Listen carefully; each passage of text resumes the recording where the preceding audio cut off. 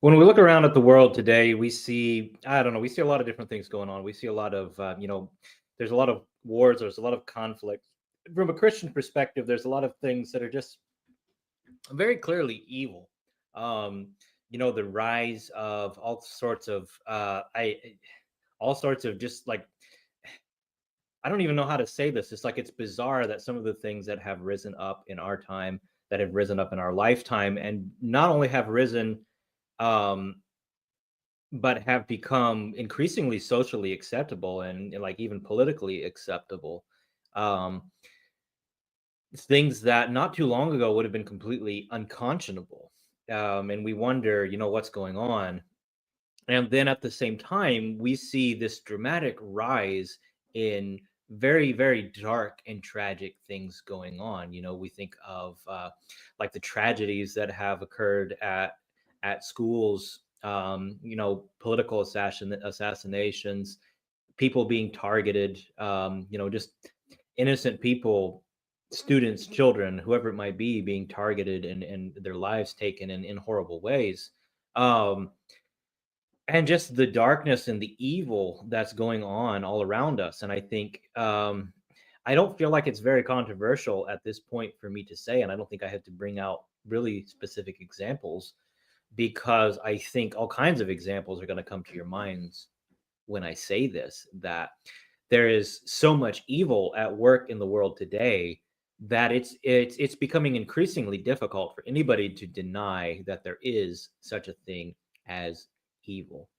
And I think one of the significant movements that we're seeing in the world and in culture right now is that people are becoming increasingly aware of uh, of the existence of spiritual forces, of spiritual beings of one kind or another. So I think we're really in a time when the atheism of the past decades is becoming an increasingly untenable position. It's harder and harder every day, I would say, a to be an atheist because it is like it's just so obvious that there are things going on in the world, there are phenomena going on that we really struggle to explain, and the ways in which massive groups of people can be so thoroughly moved towards evil in this kind of collective way, and like entire nations, entire groups of people being taken captive by ideas. I think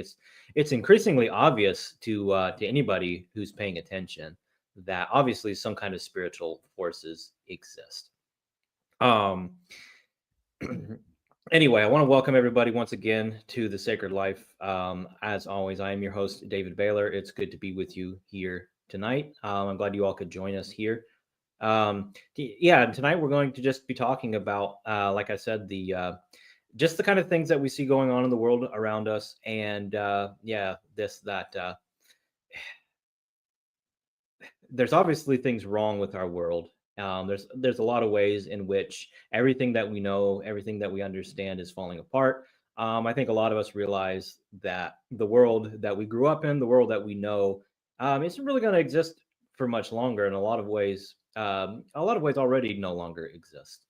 And just we're becoming increasingly aware that there is this spiritual conflict. There's a conflict being waged at a level that we struggle to understand strictly through rational and scientific means. Um, before I go on with that, though, I just remind everybody, please consider checking out the links in the description, ways that you can support the Sacred Life if you choose to do so. You don't have to. We're going to continue doing this whether you support us or not.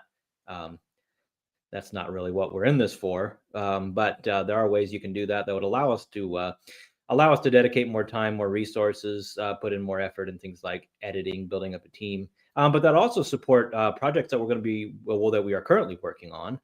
Things like our Voice of the Blood animated Lives of the Saints series. And as I have announced already a couple times now, we're actually going to be doing some of those stories, or a lot of those stories, as something like radio dramas, but published here on YouTube. I don't know if they'll be published here on the Sacred Life or if we'll probably publish them on a separate channel. I do have kind of a placeholder channel for that.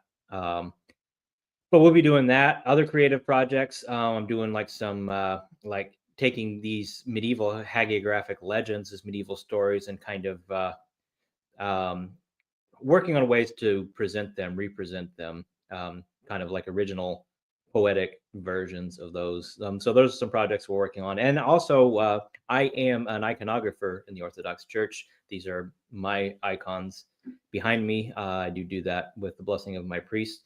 You can find the links for that in the description as well. So go ahead. So please check that out if you want to support what we're doing here. That's definitely the best way to do it. So you can go check that out. Consider purchasing an icon. You can actually purchase these ones.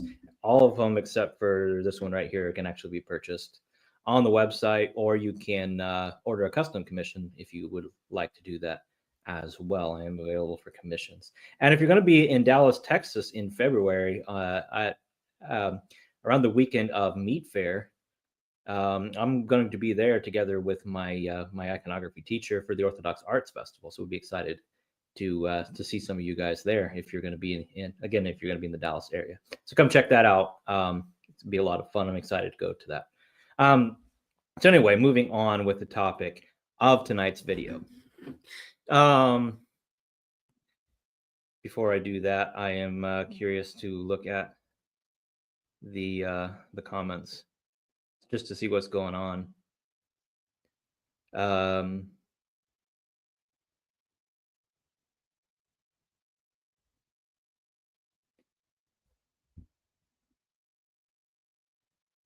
All right, anyway, going on with the topic of the video. So we're looking at, kind of what I wanted to talk about in the show tonight was just to, like I said, to look at the situation that we find ourselves in. And I think we're going to see some of that in the comment section. We've already saw that in the comment section tonight. Is that really like the only way that you can deny that there's something going on beyond there's something going on beyond just what we can explain rationally, scientifically, is just to stick your fingers in your ear and to shout at everybody and things like that. Because we see, just like such a phenomenon of evil. And the objective of this stream tonight, like, isn't really to prove that point, because I think it's self-evident. And honestly, if you're in denial of that, I think it's just because you're not paying attention. But rather, it's just to talk about what is going on and what do we do about that. So we do see, like, we see pretty clearly, as I said, there's just there's so much spiritual conflict going on. And, we see, for example, the mental health crisis and the meaning crisis and these things that are rising. And there's such a rise of people like looking for answers, and oftentimes like very weird and very strange places. A lot of people becoming interested in occult type of things. A lot of people becoming interested in what they call paganism, but it's not really paganism. It's just like a weird kind of pretend paganism that has very little to do with actual historical practices of paganism. But increasingly, it's like people are more and more aware of the fact that there is like a layer of reality other than like the strictly scientific materialistic layer that, for a long time, for the last, I don't know, 200 years or so, like Western academia has tried to press forward, like, this is all that is real, this is all that exists, and all this spiritual and religious stuff is just a bunch of silly superstition and something that needs to be gotten rid of. Of course, that's like, I don't know, that's a silly way to think. And I think we're just kind of in a place now where we see increasingly, like, no, that actually doesn't make any sense. That way of thinking has failed, has really failed to give us anything meaningful, anything helpful, failed to give us anything that like actually allows us to make sense of our lives, to find meaning, to find purpose. And like that really relates to it, is like a lot of people having lives devoid of meaning and purpose, and they're looking for meaning and purpose. Now I'm going to throw in a Christianity, or throw in a criticism here of like mainstream American Christianity, because mainstream Christianity oftentimes is guilty of playing the same kind of game, or if they are like looking at this if they are kind of looking at this spiritual layer of things, they're doing so in like the most, I don't know, like childish kind of way that you can, the most superficial, and frankly boring and unhelpful kind of way that they are. And so we kind of create this like this false dichotomy sometimes, that it's like, well, every spirit is a demon, or or the Holy Spirit, or like the reduction of what we might term as demons to like this like very like infantile sense of evil, which of course is just like not how pre-modern people, like medieval people, ancient people, the people who actually wrote the scriptures, not how they conceived of these things. And it's created an environment, and I'm sure if I look through all the comments in the comment section, I'm going to see a lot of comments along those lines of people who just are going to be extremely critical of any belief in demons and spirits, because they're just so used to this like very infantile way of speaking of demons. And so like if I say somebody's influenced by demons, or our society is being influenced by demons, I think like so often the modern understanding of that is so clouded by like this pop Christianity, like very superficial treatment of these things. um but we really do live in a world that is like thoroughly populated by forces that we fail to understand. um and part of, like, I don't know, part of the error that we can make is like to reduce those forces to being something like invisible people, which is not what they are fundamentally. Like when we're talking about spiritual forces and things like angels and demons, I don't know, like some this isn't exactly a great explanation of it, but one way that I like to think about that helps me to kind of wrap my mind around these things is that like spiritual forces, these things can oftentimes be understood as something like ideas. Um, so like I often use the example of communism. Um, And, if I just like stand up here and say communism is a demon or is a demonic force, of course, there's a way in which somebody can very easily misunderstand that, in like the most childish, infantile kind of way. And if I would mean it in that way, then absolutely you should criticize that, because that's like a silly way to put it. And I think for some Christians, if I'd say communism is demonic, that's like just like a cheap way to attack something that you don't like, and dismiss it without engaging in any conversation, any actual analysis of it. And that's not what I mean. So like I'm using this to illustrate what I mean, like is that what you see with something like communism is like it's like an ideology that ends up taking on something of a will of its own. And what you see when you look closely at it is people who give themselves over to this spirit, you might call it, um, is that like increasingly their own will sort of dissipates, sort of disappears, sort of is pushed off to the side, and is replaced with like the trappings of this spirit, you might call it, that they've pledged themselves to. And so I use communism as an example of that, because whether you are a fan of communism or somebody who really hates communism, I think you can understand how that works. You can understand, it's like, oh yeah, like there's an ideology here. There's like, when we're talking about communism, we understand it as something that transcends any of the people who are working to further this goal, which is like, why why it's not like absolutely ridiculous for somebody to hold the idea that the problem, you know, how should I say this? It's not 100%, and it's not entire. Like I'm not trying to give credit to this necessarily, but it's not completely ridiculous to say, oh well, nobody's ever tried it right. um when speaking of something like communism, is like, oh, the reason communism doesn't work is because nobody's ever actually tried real communism. Because of course, what you mean when you say that is, well, nobody's ever actually surrendered their own will, and allowed this thing, this ideology, allowed its will to take over. And instead, it's always been corrupted with what people have been trying to do. So, like, I'm just bringing this out as like an illustration of what I mean when I'm talking about things like demons and spirits.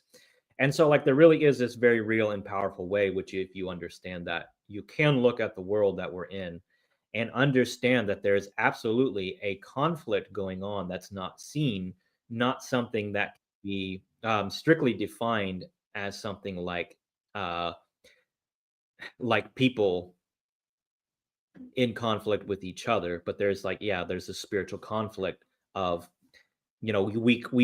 we might imagine it as ideologies pitted against each other, but you do have to understand it even a little bit deeper than that, because you begin to see, like, as I've said, these things have something of a will, something of a mind, something of an agency of their own that transcends the people who are involved in these movements, and kind of ends up taking those people captive. And so, yeah, I'm just presenting that as like an illustration of, this is kind of what you see in the world around us today, what you see in the modern world that we are engaged in. And I think part of the like one of the really really big problems that we have today is that people are not aware of this. They ignore this. They ignore that this what's going on, and people tend to think that the ideas that they have are their own, and don't really understand the degree to which their own will, their own thoughts, their own lives have kind of been taken over, been taken captive, and are being controlled by these things. And again, like, I don't want to be overly simplistic with this and label these things as demons, and have you understand that would be using that term of demon in the sense that a lot of modern Christians are going to be using that. But I think there's like this very real sense in which, if you understand what's going on in the world around us, if you understand what's going on in our lives, in especially in like America and the modern West, in terms of how like ancient pagan mythology would have related these ideas through their stories, then you can make a lot of sense of these things. And part of the reason I wanted to talk about this tonight is, one thing that really really concerns me is, we are increasingly finding ourselves in a situation, whether you're talking about politics, whether you're talking about religion, like, even as an Orthodox Christian, I see this same phenomenon at play amongst factions within the Orthodox Church. And like, it's ridiculous that such factions even exist. But the problem, like, there's this really big problem that I see in the world around me, which is that more and more and more, we're completely held captive and taken over by these forces that we don't pay attention to, we don't see, and we don't understand. And so we get like divided into these camps, and we're fighting against each other. We're warring against each other. We're in this conflict in which we have to serve this unseen force at all costs. We really become enemies. And I just like I want to partially bring this to our attention, to this is something that we can ponder, we can think about, like, what's really going on. Are we really like serving something, and are we really, like, being led and kind of taken over by something that, maybe we're not paying attention to, maybe we're not really understanding. And like I said as well at the beginning of this episode, I think a lot of people, obviously not everybody. Um, I don't have the comments up right now, uh, just so I wouldn't be distracted while I'm talking, but I will get to those here in a little bit, and do some Q&A if somebody wants to have some actual conversation discussion, and so I'll get to that in a little bit. But like obviously not everybody agrees with this, and I'm not saying like, oh, the world has 100% changed and turned away from what it was, and now towards something different. But there is definitely like a very strong trend among a lot of people that people are increasingly discarding like the materialistic, like the rationalistic, scientific, materialistic worldview, this kind of secular worldview that's dominated for so long, and becoming, I don't know, increasingly aware of, or at least receptive to, kind of this concept that I'm talking about. It's like, no, there are spirits at work in the world beyond what you see and understand. And now, of course, this is something that like I greatly appreciate about the especially the patristic tradition of Christianity. And as an Orthodox Christian, like this is very much maintained within Orthodox Christianity, and this is something that really sets it apart from any other, like any form of modern Christianity, especially anything you get in like evangelical Protestantism or Reformed Protestantism, is just like this hyper awareness of the spiritual level of reality, and this imagining of the world, like like on the one hand, I would think a lot of evangelical Christians, a lot of modern Christians will understand the primary conflict in the world to be a matter of like cause and effect. It's like I do something bad, so now bad effect happens. Um, and in contrast to that, patristic Christianity, ancient Christianity, and Orthodox Christianity, we understand the world chiefly in terms of this idea of unseen spiritual phenomenon and conflict. You might term it the war in heaven. This is like the primary thing that is kind of defining reality. And there's a lot to unpack, and I'll probably have to do another episode sometime unpacking that idea more fully. But I do think it's just a better way of understanding the world for a number of reasons. Um,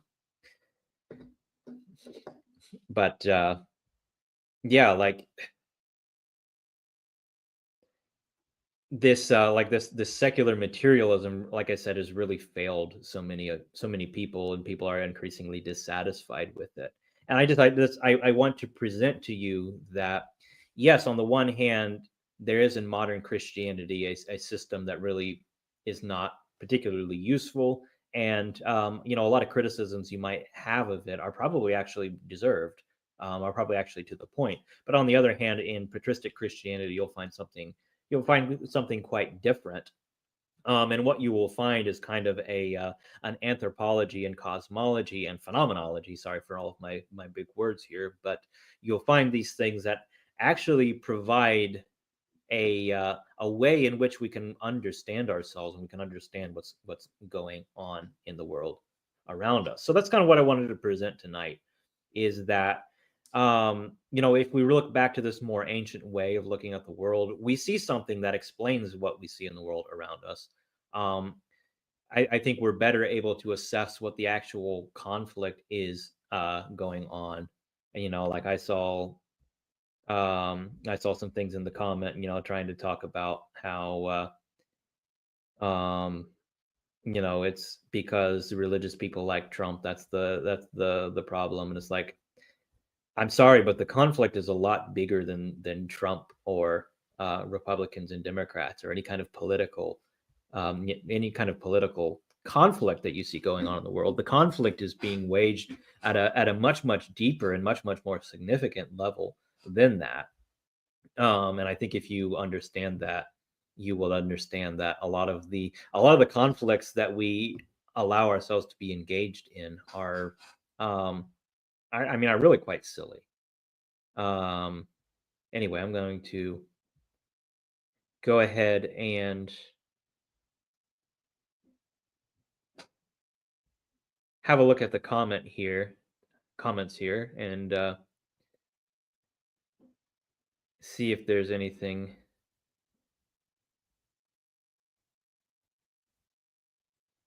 going on here.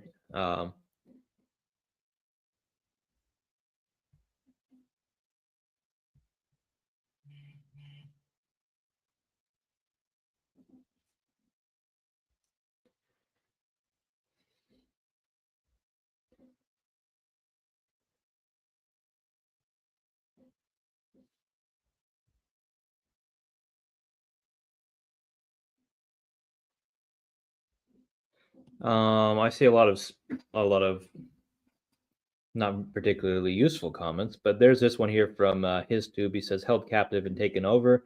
I mean, kind of, but you really have to get into the nuances of these things. Yeah, you do.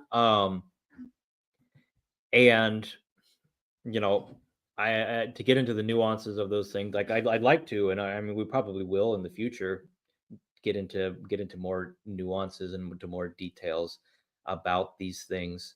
But that would take considerably longer than just I don't know, a half hour, 45-minute video or whatever it is that we're going to end up doing tonight. But that is a good point. I do agree. I do have to, unfortunately, be just a little bit reductive in how I explain these things. Now, Corn Plum 80 says that faith is not nuanced. Yes, faith is absolutely nuanced. Um, and I'm not sure I would understand why you think that it is not. I mean, what I would mean by that by faith is nuanced is that the real world is very complicated, and real life is very complicated, and answers for a lot of things that we face in our life and a lot of things that we face in the world can't always be reduced to black and white answers like we often want it to. And I mean, if you think that the world works in these strict black and white terms, that's not a philosophy that's going to serve you well. Um, and that's yeah, I don't know. I think that's just the best I can say. That's not a way of thinking that's going to serve you particularly well. Um, but an important caveat to that is you do have to, like, in order to actually have a functional system where you understand that faith is nuanced and complicated, and the applications and the answers to things might not always be clear, is you do actually have to have an authority structure, which is grounded ultimately in the authority of Christ and the Holy Spirit. And so, like, if I'm trying to I don't know, like, maybe a little bit throw a bone to you, like, if I'm trying to make all of the judgments of my own life for myself, then saying that faith is nuanced can, like, very quickly become a slippery slope to allow me to justify anything that I want. So that, like, it obviously can't work that way either. So anyway, I don't know if there's any questions, if there's any comments, any discussion anybody would like to have about the topic of tonight's video. Go ahead and leave those comments now. We'll have some time for some Q&A here.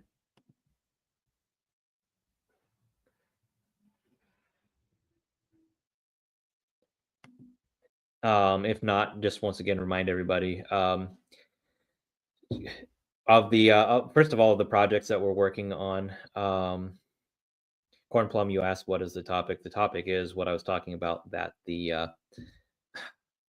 there's a lot more going on in the world than, like, what is explained strictly by, like, this secular materialist philosophy that a lot of people have bought into for so long.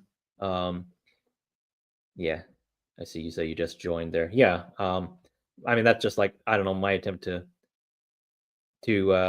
recap is that, there's a very deep spiritual layer to reality, and that is like a fundamental force that explains a lot of what's going on in the world as we encounter it.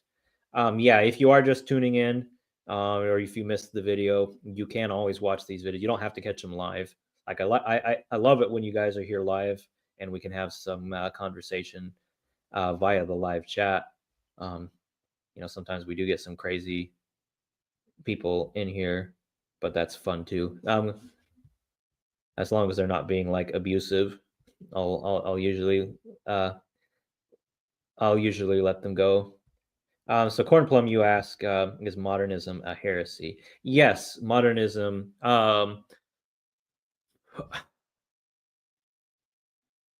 There's a couple ways I think I could answer that question. Like, yes, modernism is a heresy, but maybe a more accurate way to explain it is that modernism is a collection of heresies.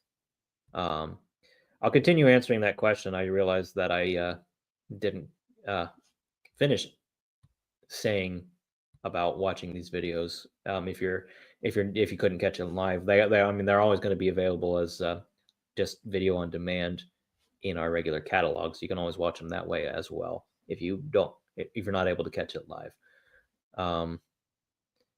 Yes, so Corn Plum, that's kind of. I like this comment here. You say modernism is the sewer of all heresies. Um, I'd say you're using a little bit more vivid and descriptive language than I was going to say. But yes, I was going to say like modernism is like an amalgamation of a whole bunch of different heresies. Maybe it's not like all heresies. I don't know, but it's like part of the reason, like part of what's wrong with like there's a number of things wrong with modernism. Part of what's wrong with modernism is because it does reject the thing that we're talking about here tonight. It does reject the reality of the world that exists, that not everything is directly observable by means of science. This is a huge error of modernism, is that everything that we can see with our senses, with our eyes and our ears, everything that we can measure with scientific instruments, that's what's real, and everything else is just like imaginary or something like that. That's a huge problem with modernism. um and like philosophical modernism,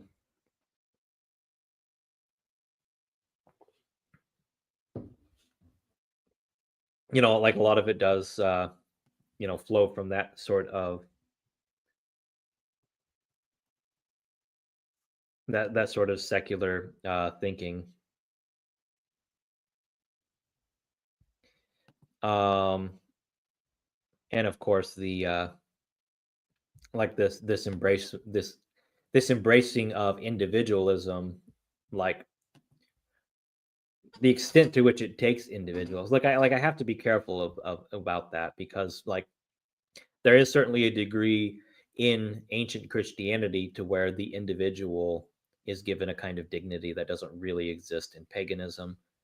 um but then in modernism, like it just like everything is reduced to the individual, and like the community, the church, the collective, like these things are completely thrown aside. um and yeah, I don't know, I could continue going on with that, but yes. Modernism, I don't know, maybe we might even have a video or two on the channel from the past where the three of us discuss modernism. I think we do actually. Yeah, we do, because we talk about modernism and postmodernism. But yeah, like there's a lot of problems with that. But just one thing we talked about, I do remember we talked about, is that like a lot of people, a lot of Christian people, conservative Christian people especially, are aware of the problems of postmodernism, but in a lot of ways there's actually a lot of valid critiques of modernism that arise with postmodernism. And um people oftentimes make a huge mistake of people often make a huge mistake of, in the rejection of postmodernism, going back to modernism. It's like, well, no, actually modernism is just as bad. um so yeah, anyway. um Anyway, somebody asked what the title of uh tonight's video was. It is, as it is right now, the title is "What's Wrong with Us? Why the World is Falling Apart: Demons and Unseen Spiritual Conflict." You should be able, I don't know how you're watching this. If you're watching this, I guess I can see, actually, if you're watching this on YouTube Shorts, because I stream this on multiple things at once. But it has that title everywhere. You can watch it there. Anyway, if there aren't any other questions kind of relating to tonight's topic, I think I'm good to sign off. Just once again, remind everybody, as I was starting to a little bit ago, we're working on a couple projects for the future here at the Sacred Life. The long-term goal of the Sacred Life isn't just to have a channel where we can sit and talk about stuff, but it's also to what we're really passionate about is creating things of beauty and goodness that serve, I don't know, I guess you could say, serve humanity and serve the church. um I mean, my iconography, that's one aspect of that. But then, we're also working on, we've been talking about this for a while, our animated stories, our animated series to tell the lives of the saints. Kind of my dream, my long-term goal would be to actually put together some kind of production studio for these things, but, baby steps. So we're working on that. And we just recently announced that we're actually going to be, at least for now, maybe this will continue, but rework some of those stories and do them as radio dramas, so we can have something that we can get out there, start producing good quality content. And actually just put out a call out if anybody sees this video and would love to be involved in that project as, voice actors, sound editors, things like that. Please get in contact with us. We'd love to add some more people to that team as well. Um,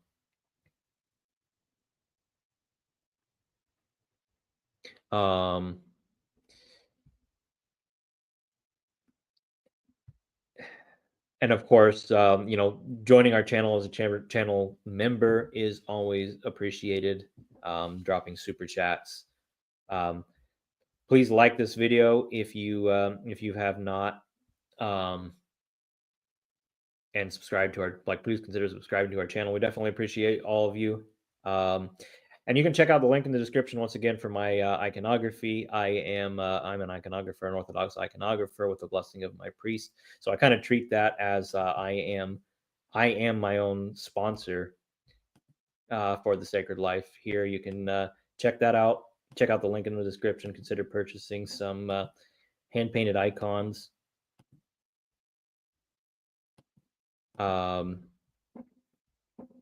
Or ordering some custom commissions. And as I've said in the last couple nights, I'm actually planning on getting married in the spring. So would definitely appreciate some support and things like that. But anyway, that's all I have for now. I see we have an interesting conversation going on. And this is a nice comment to close out tonight's stream is with the question of demons are real. Yes, demons are real.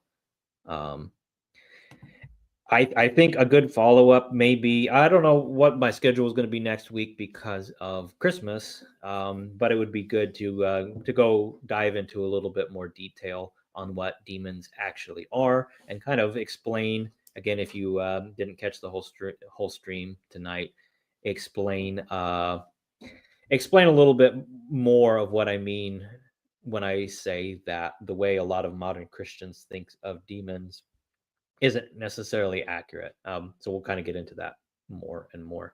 But that's all I have tonight. Thanks everybody for joining in. Appreciate you all. And until next time, wish you all peace in Christ.